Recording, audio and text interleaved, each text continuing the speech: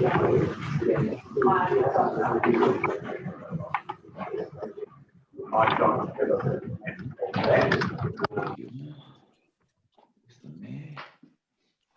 have everyone on mute, Nadine. I'm just going to mute the ones that are giving feedback.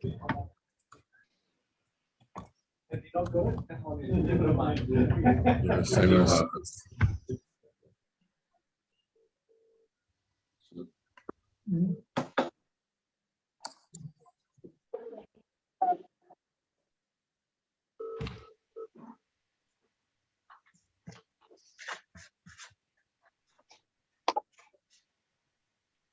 Still a few more coming in. Okay.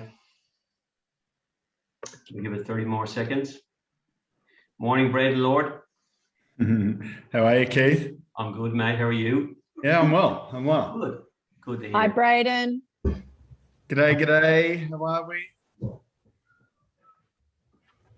Okay, Nadine, we might maybe just start. We get all these people off to their day. Guys, welcome to the BDC Retail Huddle. Great to see so many faces on the screen. Thank you all for joining us. Today's session, this morning's session, we're going to cover a couple of points. We're going to look at the this retail rebound that we've seen happen. We're going to talk about what the economic outlook looks like going forward for all the stakeholders involved, and we're also going to touch on CBDs and particularly Melbourne CBD, considering it's been hardest hit during the lockdowns.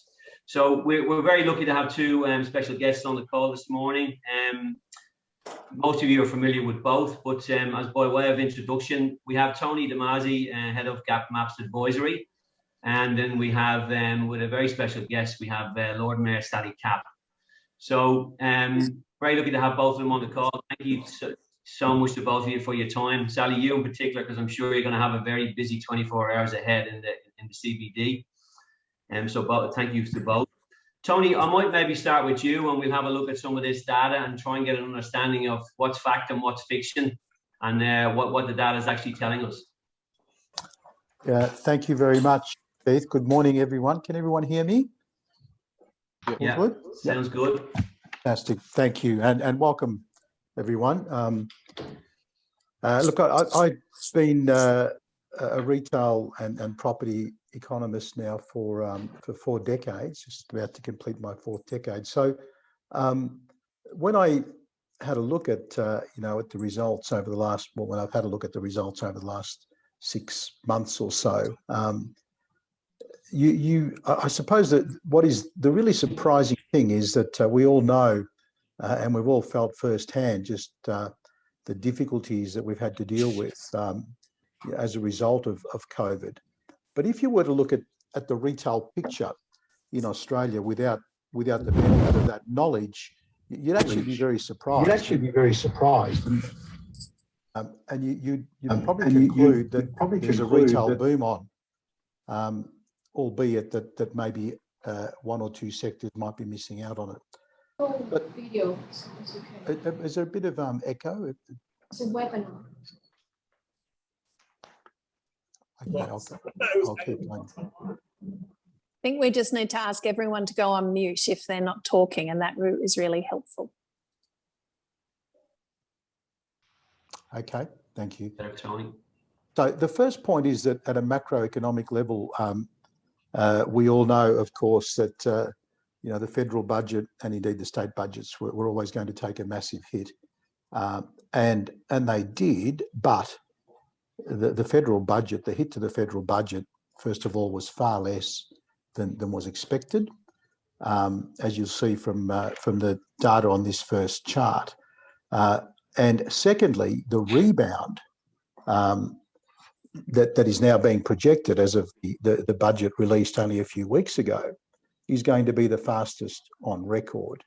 And really, we're expecting that trend GDP growth will basically return within a year, and that we'll be back to trend unemployment levels within 2 years, as opposed to typically, 6, 8, 10 years that has taken us post serious recessions that we've had in the past. So that's been great news, obviously from a macroeconomic level. And as you can see, if we look at, for example, what has happened and what is now projected to happen to GDP, yes, we had a fall of 2 and a bit percent in 2019, but sorry, in 2020 from 2019. That's probably my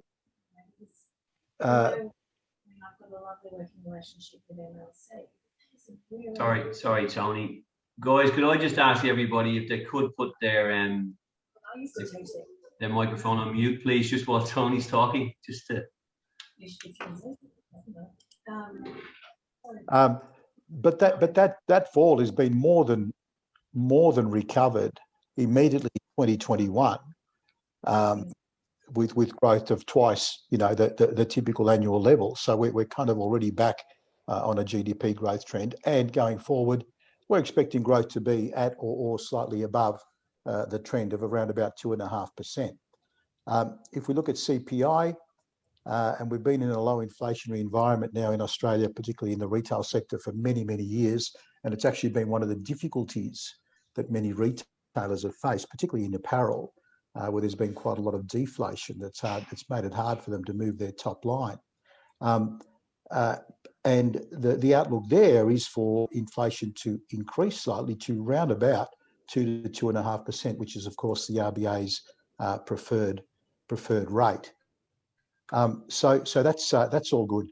And if we look at the unemployment rate projections from the budget, again, you can see that we're heading back towards that sort of 4 to 4.5% unemployment rate fairly quickly. So really, these are a very, very sound. This is a very, very sound macroeconomic outlook that we're looking at, despite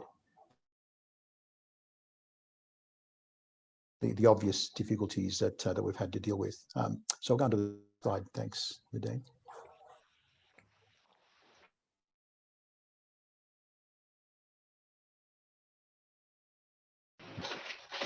Get that next slide up, Nadine. Yeah, it should be coming to, I think, with all the attendees. And as I said, if you didn't know that we've been through a COVID crisis,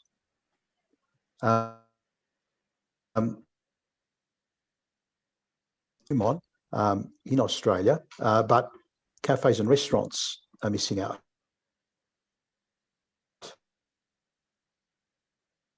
Past 2 decades, the cafe and restaurant sector has been the standout growth sector.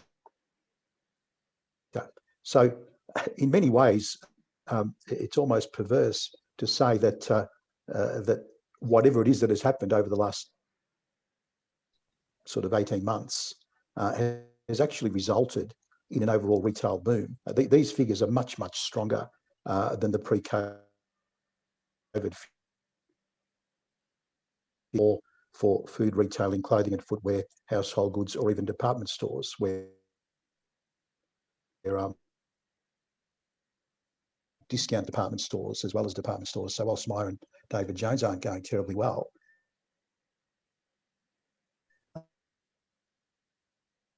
significantly from their pre-COVID performances, and they're doing much, much better. And Kmart was always travelling well. So just to give you some quick numbers, in for the year to date in 2021, which is 10 months, so data that we have up to the end of March, the food category is up. Apparel is up 8%, and that's a category that had really struggled for many, many years. It's footwear and apparel.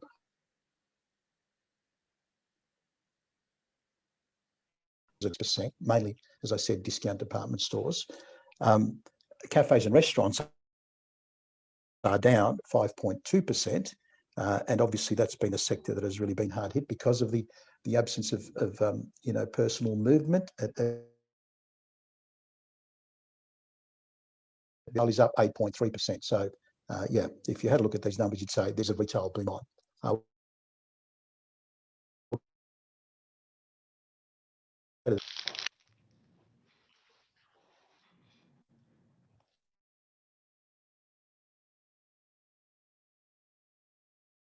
Can you hear Tony? Nadine, can you jump on to the next slide, please?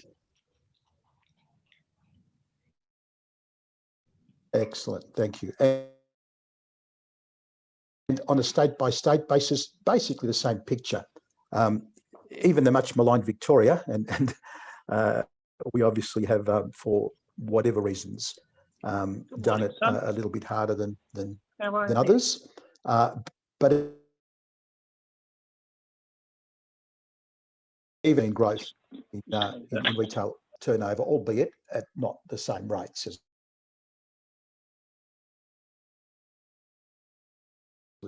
in New South Wales and Queensland, but also WA, which again had really been struggling pre-COVID.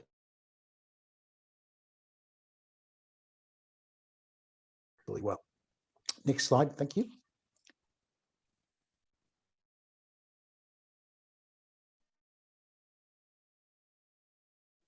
I think we've got a Queensland delay happening. There you go. There we go. There we go. Okay, so you mind, isn't it? And the answer to that is no, actually not. It's not. Yes, online, of course, is doing. It's basically pushed the online trend by probably about 2 years ahead.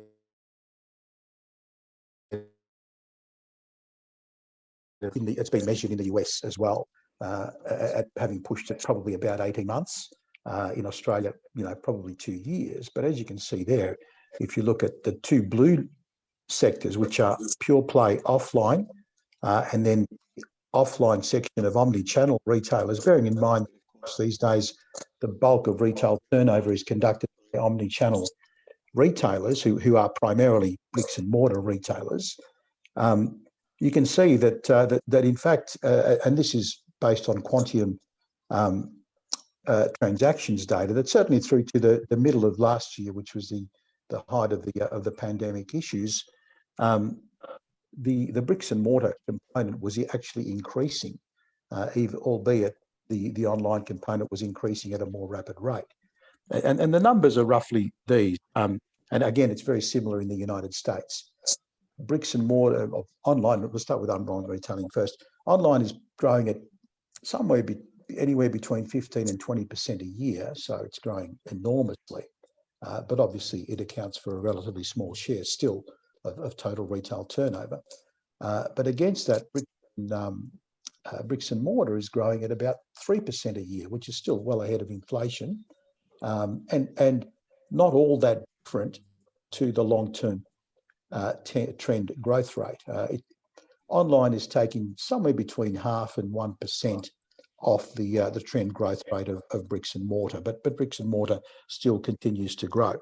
But the picture is even more interesting than that, because it's not a binary issue by any means. There have been a number of studies done, both in the US and in Australia. In the US by the ICSC, the International Council of Shopping Centres, where they measured what they called the halo effect of bricks and mortar retailing on online transactions, and they found that for well-established brands, opening a new bricks and mortar store generated something like a 30 to 35% increase in online visitation and purchase from that area, and for less established brands, the increase generated online as a result of new bricks and mortar store opening was more than 40%.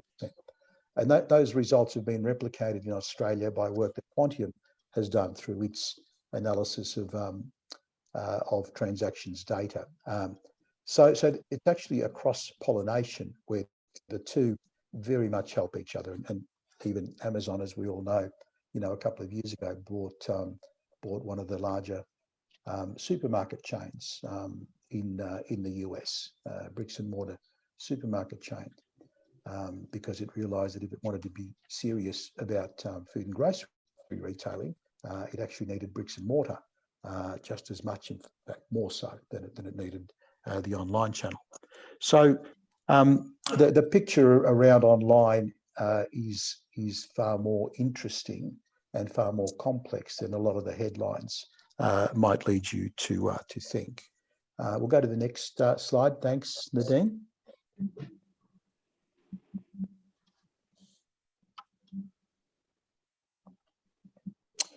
And then we come to the tracking of visitation levels in shopping centres, which we're able to do using what they call mobile device data, mobile phone data that's being collected and harvested legally. It's anonymised, so there's no address details or anything like that. But we're able to allocate a point of origin, not a specific address, but at what they call an SA1 level, still a small area level. And what we're finding with this data, which is fantastic, and now gives us enormous insights into people movement around all parts of any city, is that you can see there, certainly for regional shopping centres, and the picture is just as good, if not better, for smaller shopping centres, for neighbourhood centres, and so on. You can see that that basically by May 21, we're back to pretty close in all cases, a little bit lower in Victoria, but we're back to pretty close to 100% visitation as compared with the pre-COVID trends of late 2019. So you can see there, obviously, the much longer dip that Victoria suffered last year as a result of the prolonged shutdown that we had.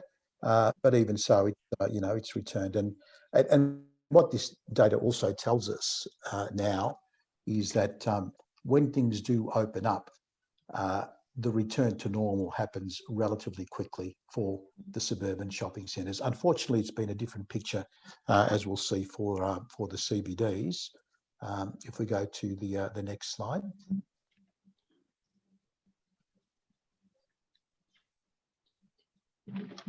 So you can see here, this is a list of CBD centres in Sydney. We've got there some of the leading CBD centres in Sydney, and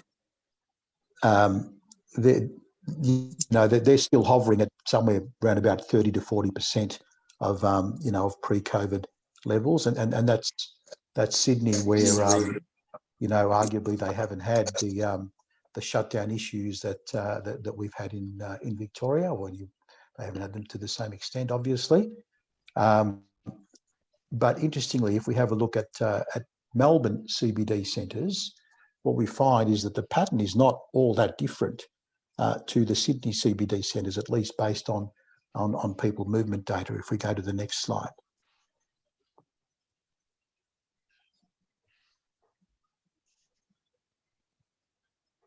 Yeah, so you can see there that Melbourne CBD centres, and in fact a centre like Melbourne Central was back to 40 to 50% of pre-COVID levels. Others are also in the 30 to 40% range. So we certainly have more protracted issues in the CBD, and obviously the absence of workers being reluctant to return. But also the absence of the international student populations, which are such important parts of our CBDs, especially our Melbourne and Sydney CBDs. In my view, that's been a really major issue as well, that has impacted the level of activity in the CBDs. So we do have a long way to go, obviously, with some CBD issues, and I'm sure that Sally Capp will expand on that for us. But really, if I can summarise my outlook for the retail sector broadly, and certainly for the suburban retail sector, it is very much positive. And the data that I've shown you is also borne out by the inquiries that we have as a research organisation coming to us now on almost on a daily basis, certainly on a weekly basis, from any number of retailers that are wanting to grow their store footprints. And again, a number of these were retailers that weren't necessarily performing so well pre-COVID, but certainly retailers such as, for example, TK Maxx and Best and Less and Fantastic Furniture and even Harris Scarf and Officeworks and all of the QSR, the quick service restaurant, the fast food brands, as well as many, many others, are all looking now to grow their store footprints. So, yeah, my view on retail broadly and including, of course, bricks and mortar retail is that I think we're now looking at a period of good, steady, sustained growth as we come out of the COVID crisis, particularly with vaccination, hopefully, getting to the levels that we all wanted to get to. So I'll leave it there for the moment, Keith, and throw it open to your questions. That's great, Tony. Yes, and if anyone does have any questions for Tony, happy to for you to type them in, and we can either get back to you at a later date if we do run out of time. But Tony, I mean, just before I hand over to Sally, I mean, it's interesting because the data generally doesn't lie. Okay, so we had a lot of talk regarding the cliff. When do we get to the cliff? How many retailers are going to potentially fall? And how good was the rebound? So I suppose by and large your summary is that it's very positive, and we haven't seen the net effects of that happening as yet. In fact, we've probably seen the reverse. Yeah, that's right. We need to acknowledge, I think, Keith, that for some individual retailers, particularly in the hospitality sector, it's been disastrous, unfortunately and tragically, and that at an individual retailer level, that is a very very serious problem. At a category level, from a consumer perspective, it's not been quite the same, because there are others that are wanting to grow. And certainly the national brand, QSRs are wanting to grow, and we're also seeing that as soon as things are allowed to open up, that sector will return to its pre-COVID strength. We're not going to be going out any less or dining out any less or purchasing takeaway food any less as soon as we're allowed to. But in the meantime, unfortunately, some individual businesses might well, be lost. They will be replaced by others. So it doesn't, but the personal tragedy will still be there. But from a retail sector perspective, it's not quite the same issue. Across all the other categories, as we've seen, Keith, the picture is actually quite bullish, you'd have to say. Yeah, very positive. Sally, I think you're probably looking at some of your counterparts around the other states, and they've probably got away lightly in terms of how they suffer compared to Melbourne. So you've certainly got a tough job on your hands.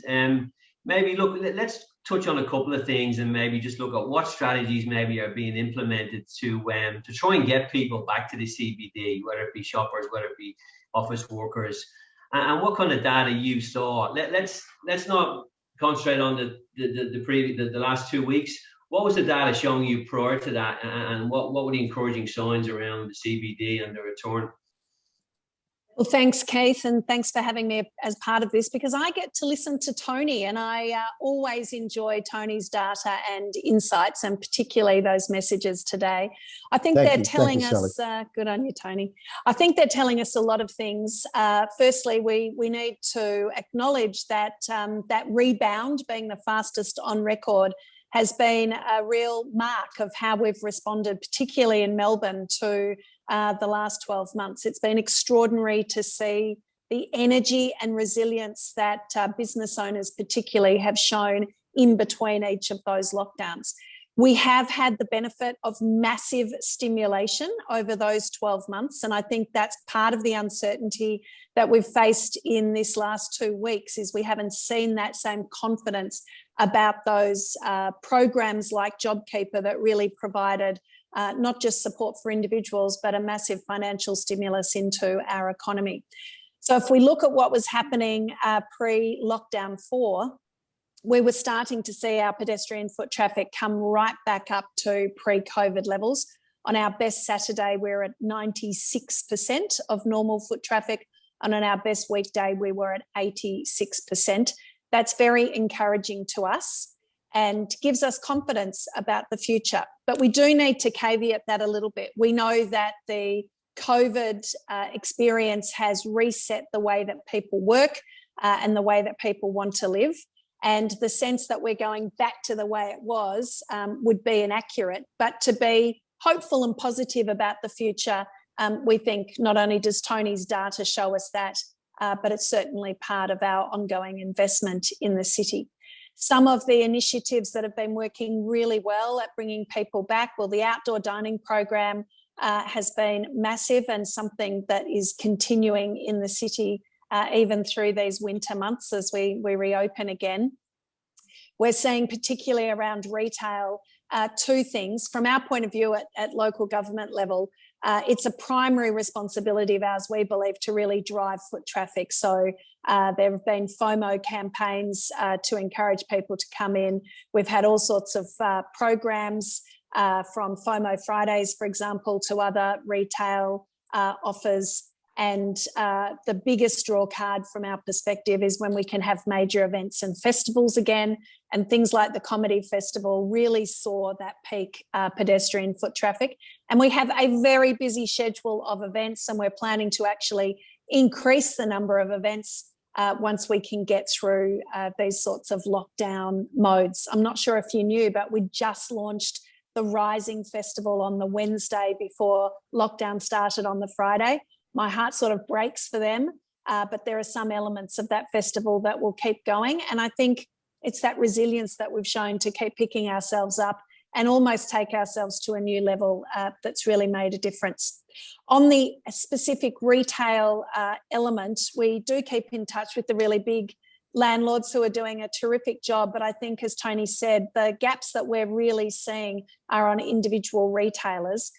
We do have a new program out at the moment, a $5 million investment in precinct activations so that we can go into places like Docklands where we have vacancy rates of about 47%, which makes a massive difference, of course, just to the whole feel of that area and other places, particularly around our CBD, because our suburbs have been doing quite well, where we've got a program of initiatives coming up to actually draw people in, but importantly, give new retailers the opportunity to do pop-ups, to try new products, to try new experiences, and use this time to really experiment, build up some confidence about new offers, and then look for permanent places around town. So that's one program of particular relevance to retail.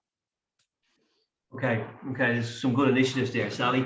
Sally, I mean, what would you say to a retailer that's either trading in the city now, whether it be a small, medium enterprise, and that's looking at some of the data pointing towards sub-regional centres and neighbourhood centres and, you know, the exposure to the city with snap lockdowns? I mean, what would your advice to someone in that position be in terms of backing themselves in that, you know, how long it might take for this all to get back to normal? Because I think Tony touched on it, and we're seeing it on a daily basis. We represent over 60 retailers here at BDC, and by and large, the appetite for CBD is quite small, and I think it's because obviously it's just the uncertainty, and it's a difficult one, and you know we're trying to give advice as best we can, and look, we're looking at the numbers saying, look, it's probably something that we park for the moment. So I mean, what would your advice be to someone either in that position or someone that's looking at a growth strategy and had the CBD on the growth agenda, but have now just put themselves in a position whereby they don't know?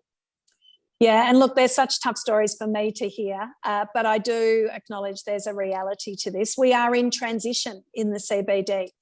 We don't want to be fearful of that. We're sort of leaning right into it, but there's no doubt that we're in transition. We do suffer from COVID confidence, and we have to build up COVID confidence in the CBD and right across Victoria.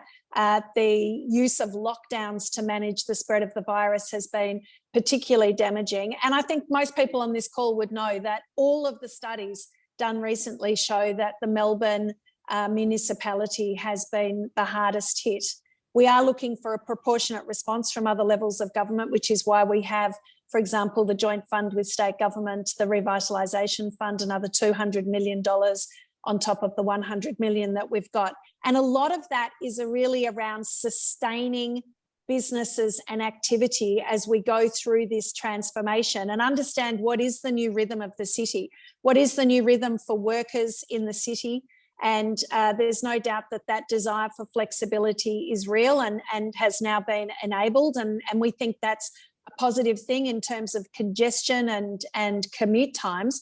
But it does mean that we're focused on who else can come into those city workplaces to fill them with different types of workers. And you'll be interested to know that we've had a record number of inquiries from small businesses looking for cheaper spaces, because now is the time they feel to come back into the city where they've been previously priced out.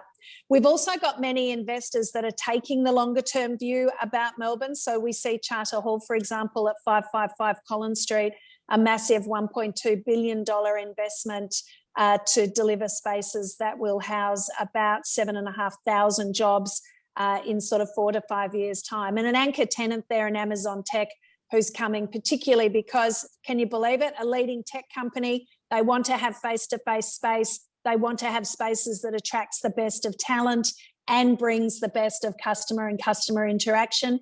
And so those longer term investment decisions are being made, and that gives us good confidence. It's really about how do we sustain interest and businesses that are here in this short term. And that's why the focus is really on foot traffic and getting people back into the CBD.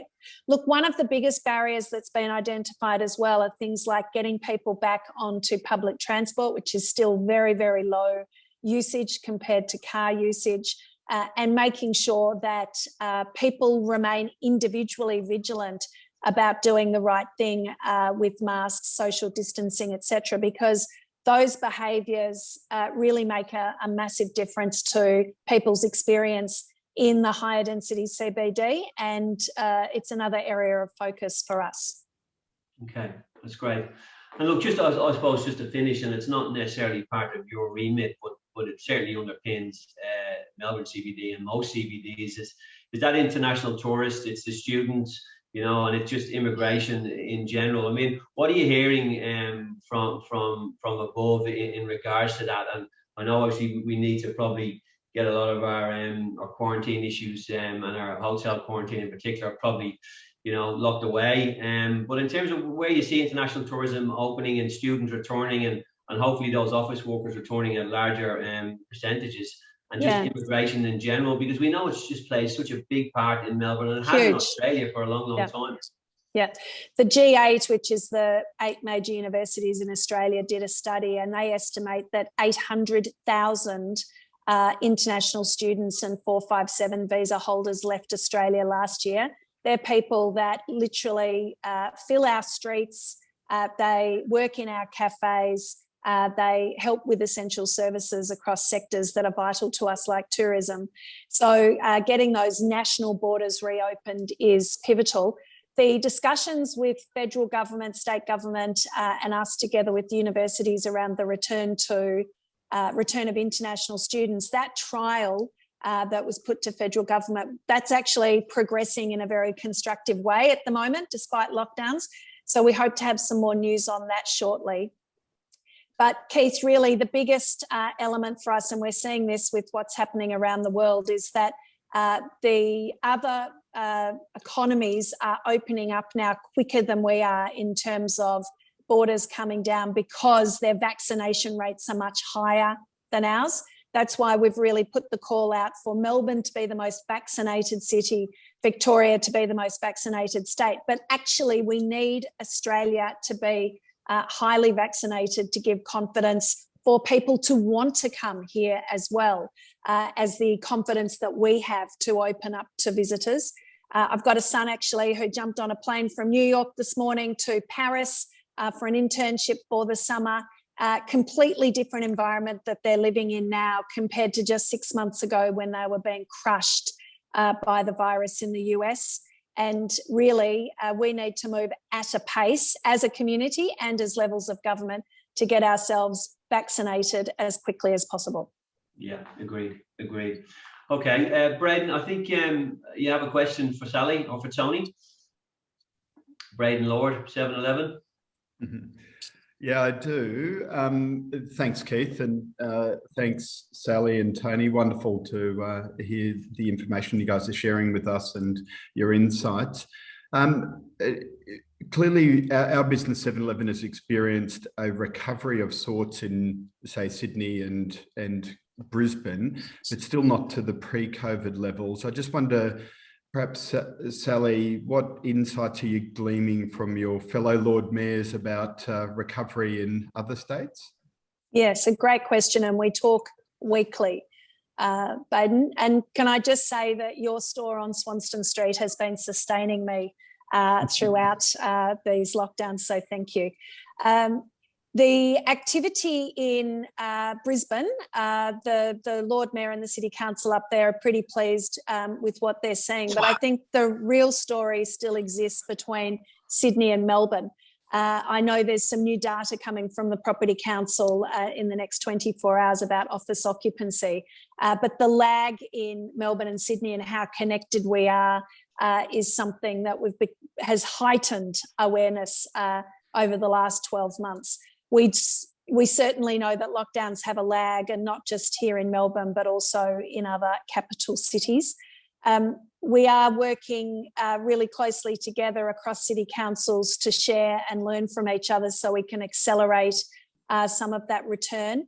And one interesting element that I haven't touched on yet is the return in Sydney and Brisbane, but for us, it's really the amplification of residents living in capital cities. So there's a really big push coming for more residents to live in the Melbourne CBD. I know Sydney would like to see more of that, and Brisbane's had some efforts underway for a while.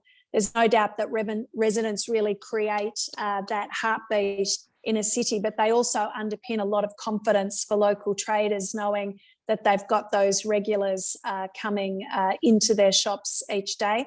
And you may have seen in the last state budget, we were successful in getting some measures such as the 100% stamp duty exemption on residences up to $1 million that have been vacant here in our CBD for some time. So those sorts of efforts to bring residents back is something that's key in each of the capital cities, and a good focus on key workers being a predominant part of that. So they'll shop very local. Fantastic. Well, look, I think we'll wrap it up because we've slightly gone over time, and would you believe not one person has dropped off? I've just been told, Sally and Tony, so that's great to hear. I think we're certainly a resilient bunch. I'm an ex-retailer myself, and I've always said you probably need to be a little bit crazy to be a retailer, but certainly we've shown some great resilience since the end of March last year. I think, you've heard it here, fact or fiction. Well, the data doesn't lie, baby. We're big on the data at BDC, and what Tony has told us today probably just underlines what we've all been probably seeing and what we've been feeling. So although it's difficult, again, as Tony maybe pointed out, to some of the smaller retailers, certainly by and large, it's been quite good and really positive. So I think I'd just like to thank everybody for coming on the call today. Please, if you have any more questions that you'd like answered, I'm happy to direct them to Tony, or you can go to Tony directly yourself. And I'm sure if Sally's office has questions, we can certainly direct them her way. But it's upwards and onwards. Let's long live retail, and certainly let's get Melbourne CBD back to where it was prior to COVID. So thanks everyone for joining. Great day.